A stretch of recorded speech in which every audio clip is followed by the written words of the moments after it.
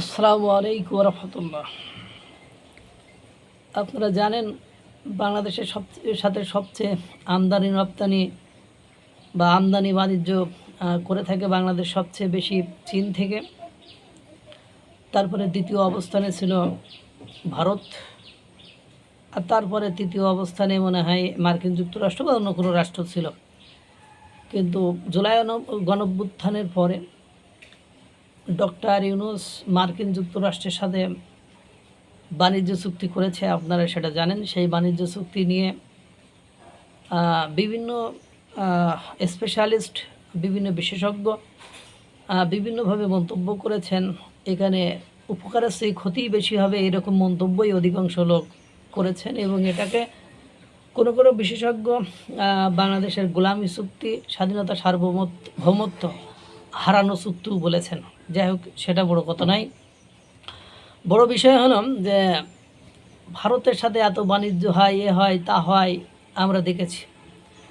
এখন বাণিজ্যের চুক্তি মার্কিন যুক্তরাষ্ট্রের সাথে করার ফলে টেক্সটাইল, সুতা শিল্প, তুলা, গম, এলএনজি গ্যাস, আরও মানে কৃষি ইনগ্রিডিয়েন্টস বা উপাদান বা পণ্য, সেগুলো মার্কিন যুক্তরাষ্ট্র থেকে আমদানি করছে বর্তমান সময়ে বাংলাদেশ। যদিও এই আমদানির ফলে আবার বোয়িং বিমান আমদানি করছে, সেটাও দেখেছেন। যদিও এই চুক্তির ফলে বাংলাদেশের হাজার কোটি টাকা গচ্ছা যাচ্ছে, তারপরেও বিকল্প কোনো অপশান নেই, কারণ শুল্কের ভয়ে এই একের পর এক এই কাজ করছে। তার চেয়ে বড় ভয় হলো যারা ক্ষমতায় আসিল, সেটা অধিকাংশে বলা যেতে পারে তারা মার্কিন যুক্তরাষ্ট্রের প্রশিক্ষিত প্রোডাক্ট ছিল।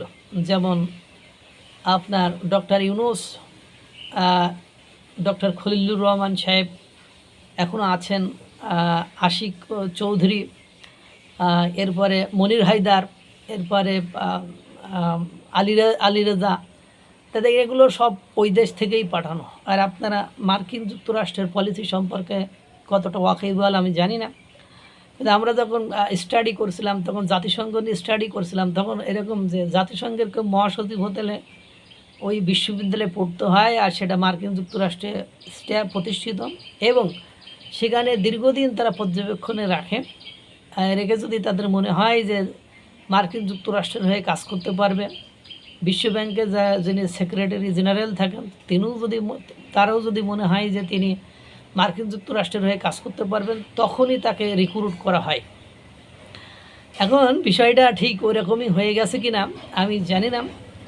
এর ফলে দেখেন, ক্ষতি হইলেও, হাজার কোটি টাকা লস হইলেও বাংলাদেশকে মার্কিন যুক্তরাষ্ট্র থেকে সাথে বাণিজ্য করতে হচ্ছে। আর তার ফলে স্বরূপ দেখা যায় এক মাসের ভেতরেই মনে হয় কত বিলিয়ন ডলার আমদানি করেছে চীন থেকে, মার্কিন যুক্তরাষ্ট্র থেকে করেছে 1.3 বিলিয়ন ডলার, এবং ভারত থেকে করেছে 1.16 বিলিয়ন ডলার। বুঝতেই পারছেন। আরও অনেক কিছু দেখতে পারবেন। সার্জিও গোর এসেছে, তার সাথে ইতিমধ্যে পররাষ্ট্রমন্ত্রীর বৈঠক হয়েছে।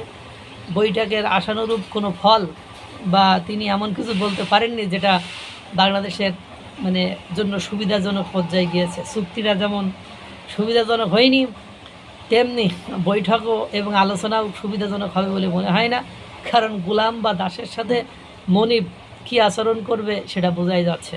আল্লাহ তাআলা সকলকে ভালো রাখুক, সুস্থ রাখুক। আসসালামু আলাইকুম ওয়া রাহমাতুল্লাহ।